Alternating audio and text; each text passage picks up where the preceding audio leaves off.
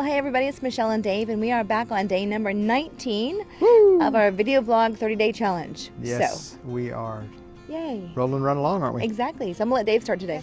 So today I had a call, one of those coaching type calls. It wasn't really set up that way, but it ended up being that.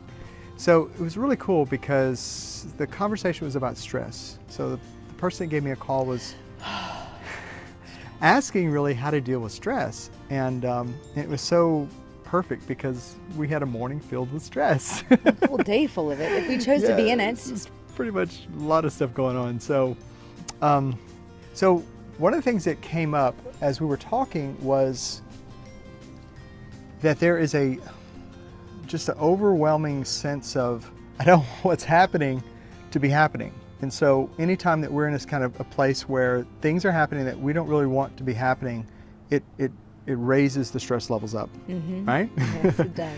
And when it does that, we start getting into resistance to the experience of life as it's happening in the moment. And so we get caught up in, the way I distinguish that is that we go to our head instead of staying in our heart.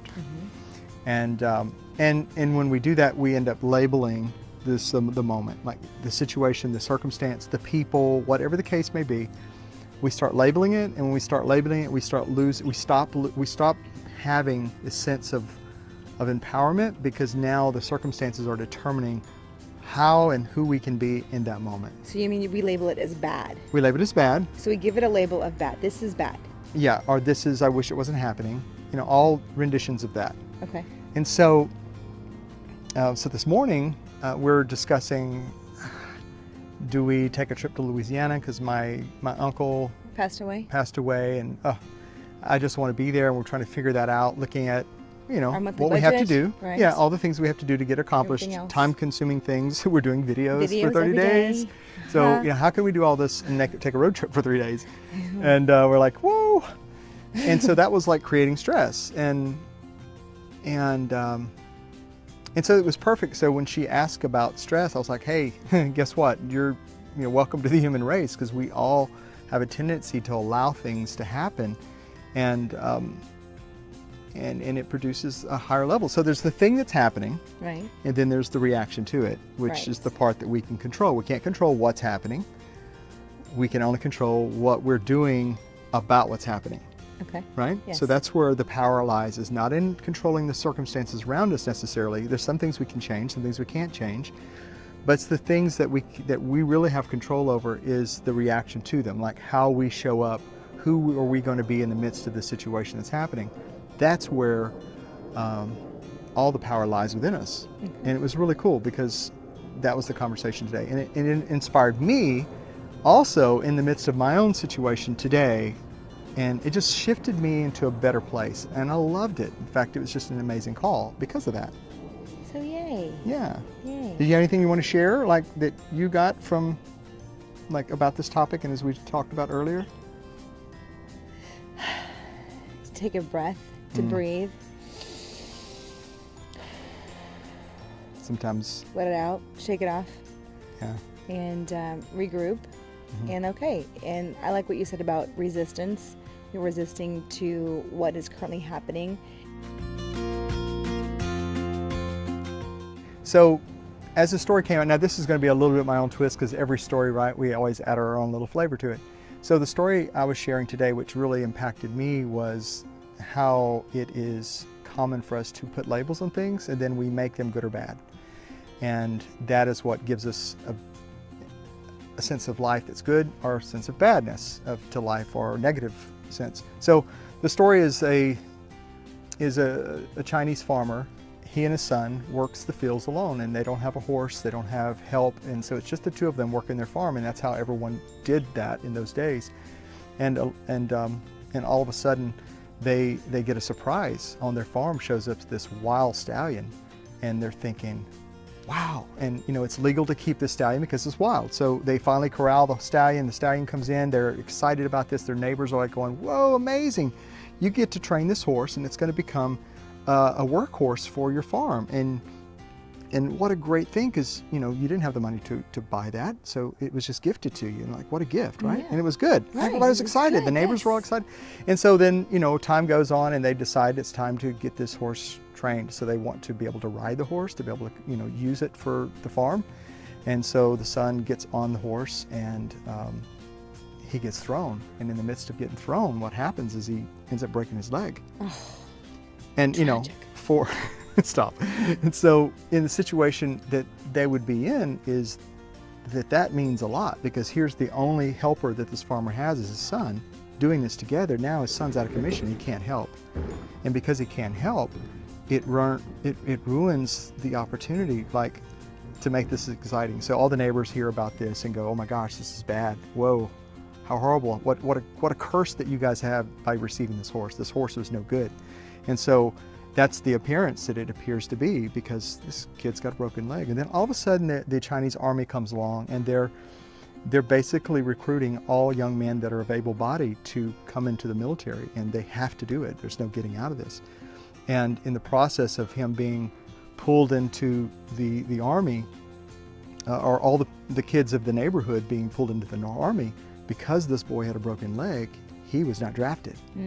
It's good. And then all of a sudden the neighbors come in and go, how fortunate it was that you guys got a horse that ended up breaking your son's leg, because now he doesn't have to go to war, and there's a good chance that our sons won't come back from war. And so all of a sudden it became a blessing to have the horse. It was first a good thing, and then it was a bad thing, and then it was a good thing.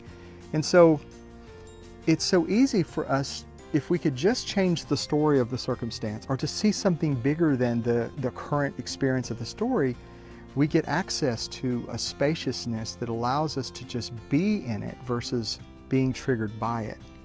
Being in it, being present in it, being fully alive in it versus limiting.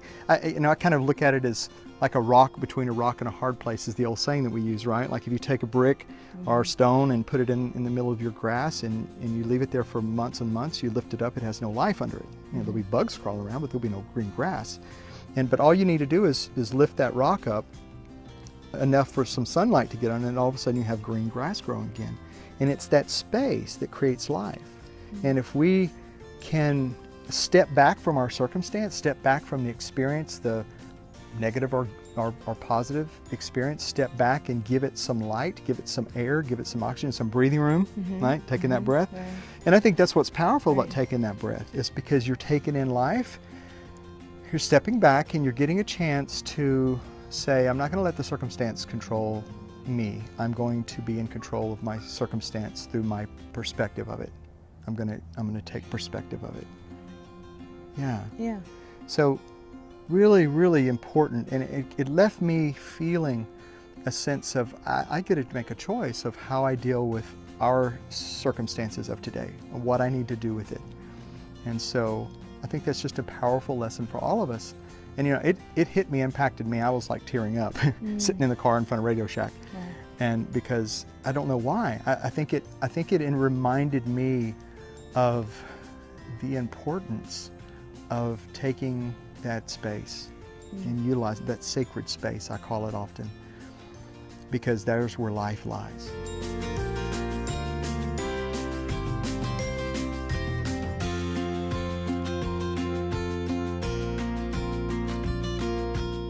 And because so many times we're letting everything dictate to us, and when we're letting everything dictate to us, we're not really alive, because it's really, it's pulling us on a journey, whatever that might be.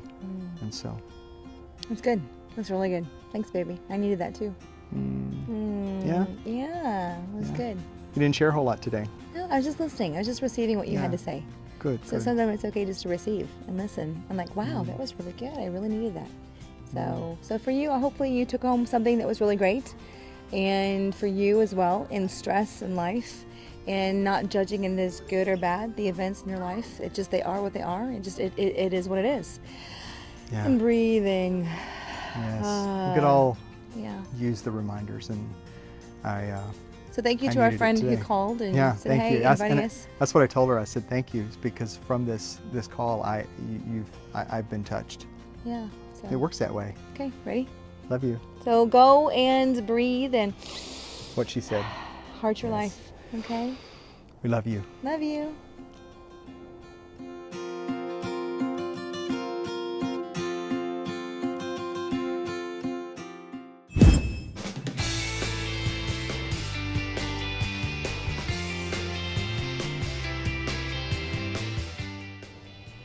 it's good to Okay. know. I love you. So yeah, I can do that. I can know. do that. Oh, I'm gonna look at your face. The thumbnail. Lick my face. Wait. And do it again. Really? No.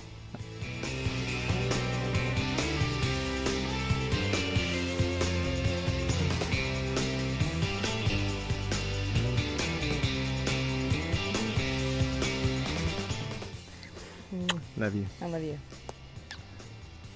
Do the Peace out. hearts. Peace out. Shut up now. Rock and roll. Means I love you in sign language.